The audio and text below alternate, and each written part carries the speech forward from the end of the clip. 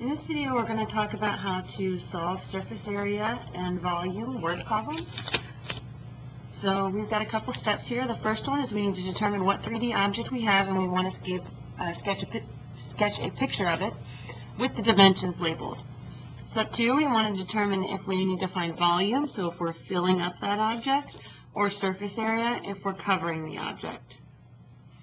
Select and write the formula that you'll need to solve the problem. Be sure to determine if you need the whole formula or only part of it. Then we're going to set up by plugging in the values, and step 5 is to evaluate, making sure that we include the proper units in the answer. Alright, example number 1. The tent used for camping is the shape of a triangular prism. The base of the tent measures 6 feet and the length of the tent measures 8 feet. The height of the tent is 5 feet. How much space does the tent hold? So we want to sketch a quick picture. Here's my tent, and it doesn't have to be anything fancy. Okay? A triangular prism. The base of the tent is 6 feet. The length of the tent measures 8 feet. I think I have that backwards. There we go, 6 feet. And the height of the tent is 5 feet. So from here to here is 5 feet. Okay, how much space does the tent hold? So we're looking for how much space it takes up. That's going to be volume.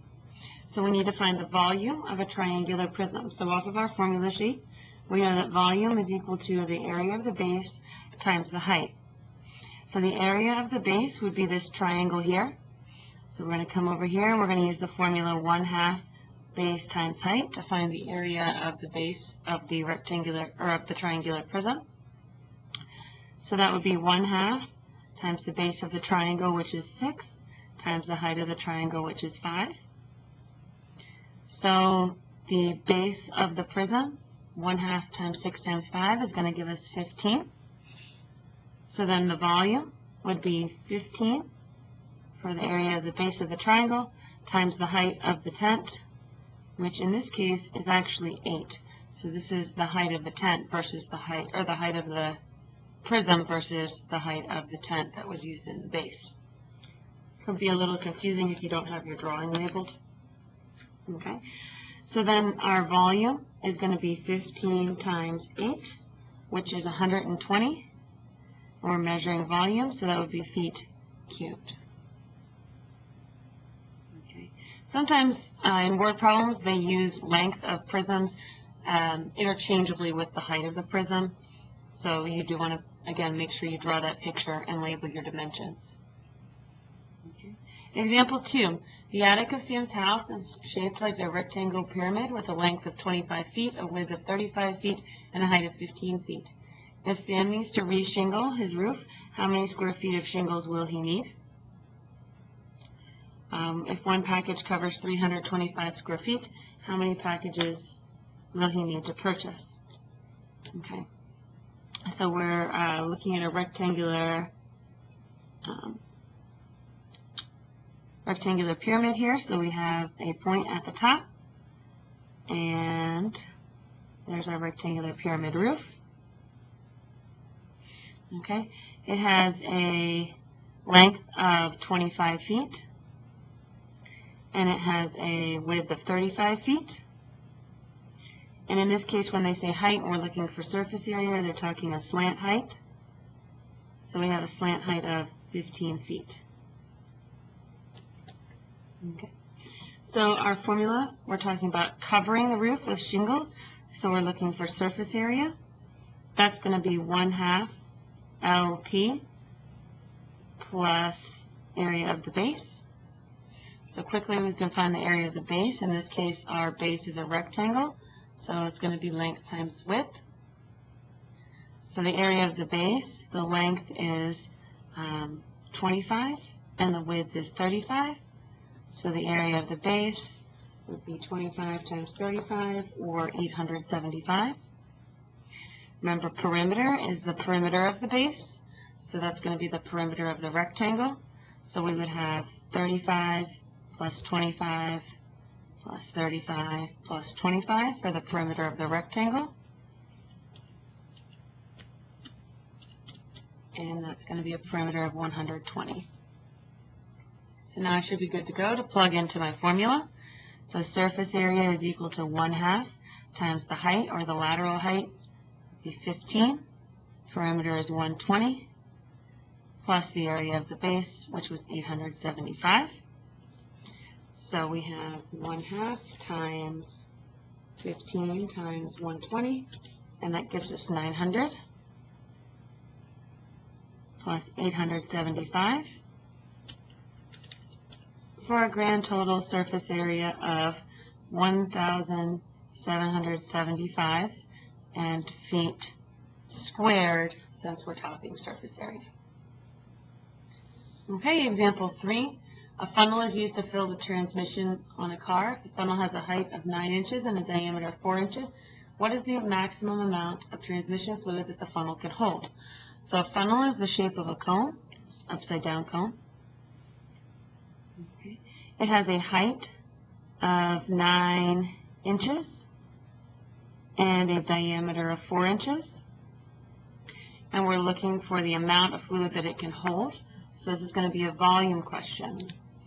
So the volume of a cone is 1/3 pi r squared times the height. So if I plug in here, volume is 1/3 times 3.14. My radius is half of my diameter, so that would be 2 times my height of 9. Make sure I square that 2. So my volume is going to be 1/3 times 3.14 times 4 times 9. And like I mentioned earlier, it's probably better to multiply these numbers together and then divide by 3 at the end to get a more accurate answer. So 3.14 times 4 times 9 divided by 3. And I end up with a volume of 37.68 inches cubed for the volume of that funnel. All right, halfway there, example 4. The top and sides of a birthday cake are to be covered in frosting. If the cake is 12 inches by 9 inches by 2 inches, how much frosting is needed? So I have a birthday cake, which we know is the shape of a rectangular prism. Quick sketch there. Okay, the cake is 12 inches by 9 inches by 2 inches. And how much frosting will be needed to cover? So frosting covers. So since we're covering, we are going to need the surface area formula. So the surface area of a rectangular prism is 2 length times the width plus 2 length times the height plus 2 width times the height. Now if we think about this birthday cake, we are not covering the entire cake. We're only covering all the top part and the sides. So we're not covering the bottom. We think about our formula here. Our length is 12, our width is 9, and our height is 2. We're only going to have one rectangle that is the length by width. That's where the top is, a 9 by 12 rectangle. The other rectangle that's 9 by 12 is the bottom, but we don't frost the bottom of the cake. So on our length times width, we don't have 2 of those rectangles. In fact, we only have 1. So we want to go ahead and remove that 2 from our formula in order to represent not frosting the bottom of the cake. So one more time, this length times width rectangle here on the top is only being used 1 time instead of twice. So we modify our formula and adjust accordingly. All right? So the surface area for this length is 12, so we have 12 times the width of 9 plus 2 times length times height, so it would be 12 times 2 plus 2 times width is 9 and the height is 2.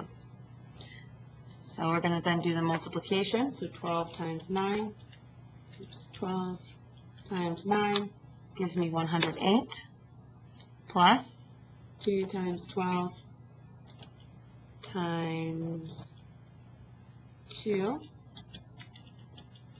48, plus 2 times 9 times 2 is 36. And then I can do my final step of adding all of these together, 108 plus 48 plus 36, for 192 inches squared as the surface area for that frosting. Right, example 5. How much, the tube for a certain water slide is 40 yards long and has a radius of 2 yards. How much plastic is needed to construct the tube? So if we think about a water slide is a tube, and we're going to construct that out of plastic, so we're going to need the surface area formula. Since the tube is covered in plastic, it's not filled with plastic, right? It wouldn't be a very functional water slide if it was only filled with plastic. You wouldn't be able to go down it. So the surface area is 2 pi r squared plus 2 pi r h. Now if we think about, again, the water slide, the plastic part is only here. We don't have any ends. We don't have the 2 circular ends as part of what we needed to cover. So again, we're going to need to modify our formula. If we notice here this pi r squared, that's the formula for the area of a circle. And since 2 times pi r squared, that's the area of both of the circular ends. But since in a tube those ends are open, we don't need this part of the formula. We only need this part, which represents the plastic on the outside of the tube. So for our surface area, we're going to have 2 times 3.14. We have a radius of 2 yards and a height of 40 yards. So 2 times 3.14 times 2 times 40 gives us a surface area of 502.4 yards squared. Right, last example, example 6. A trough used to water horses in the shape of a half cylinder. If the length of the trough is 15 feet and the diameter of the trough is 1 foot, how much water will the trough hold? So we have a half cylinder, flat on the top and curved underneath. So there's our half cylinder, and again, it doesn't have to be a perfect picture. Just give you an idea. Okay, and we're looking for round to the nearest tenth. We're looking for how much water will it hold. So that's going to be a volume question. So the volume of a cylinder is pi r squared h. But now we only have half of that cylinder. It's a half trough, half cylinder. So we're going to have to divide our final answer by 2. Again, these modified formulas that you see on this side are not on your formula sheet, so you have to be able to reason a little bit and figure out what modifications need to be made to the formulas that are on your formula sheet. So the diameter is equal to 1, and the length is 15. Okay, so if my diameter is 1, that means my radius is going to be 0.5 feet. Don't forget to divide that by 2.